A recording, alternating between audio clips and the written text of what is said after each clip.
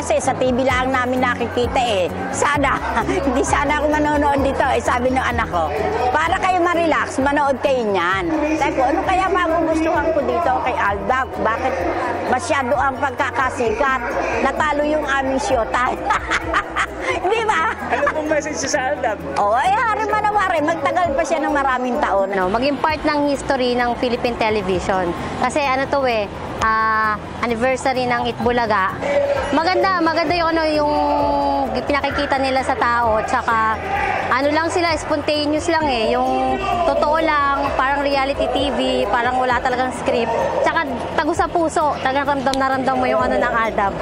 Nandito po kami ngayon, syempre po, kami po ang Bulacan chapter ng Aldab Maiden Nation. Nandito po kami ngayon para po suportahan ang aming pinaka-iniidolo sa Itbulaga, ang Aldab po. May kapupulutan po tayo ng aral to, hindi lang po basta puro pagmamahal ang sinasabi dito, kundi po kapupulutan po ng aral na tatatak po sa ating mga puso't isipan. Siya po ay Rogelio. Siya po ay si Tidora, Tinidora, at Lola ni Dora. At syempre po, ang pinakaminamahal ni Alden, si Yaya Dab po. Bakit po kayo nandito ngayon?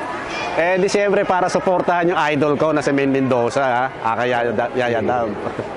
Bakit po nyo nagustuhan ng Aldab? Unang-una dahil kay Maine Mendoza, honestly speaking, no, si Maine Mendoza hinahabol ko dito dahil doon sa kanyang attitude, sa kanyang ugali, di ba? So, yun ang dahilan kaya ako siya nagustuhan. Hindi namin akalain na mapapansin niya ako. So, totoo yun. Ngayon nga, pipila kami doon sa VIP entrance, no? Bigay kami dalawa. At hindi lang yun, akala namin, ticket lang darating sa amin. May personal note na inilakip siya. Sinabi niya na nalulungkot siya kasi hindi niya nagdala ng personal kasi very busy na siya within this week na hindi man daw kami nagkakilala, no? So, very sincere yung note niya kaya naiyak yung music. So, sulat kamay pa. Well, siyempre naman, ang buong bansa ay nagdiriwang, di ba?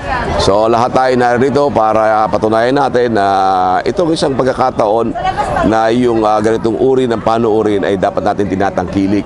Kasi itong Itbulaga, itong tamang panahon na ito ay talagang nagpapakita lamang na tayong mga Pilipino ay nagkakaisa. Na kapag nakakita tayo ng isang magandang programa, yan ay ating tinatangkilik. Magaganda ang aral na binibigay, yan ay talagang Pilipinong-Pilipino at ito'y damang-dama natin ang pagka-Pilipino ng bawat isa. Kaya ako'y naniniwala na itong mga ganitong uri ng programa, dapat natin tinatangkilik yan. Ito yung nagpapatunay ng ating pagkakaisa, kaya lahat tayo ay talagang magkakasama-sama sapagat ito ang tamang panahon. JP! Princess! Ina! Aldab! Valenzuela City!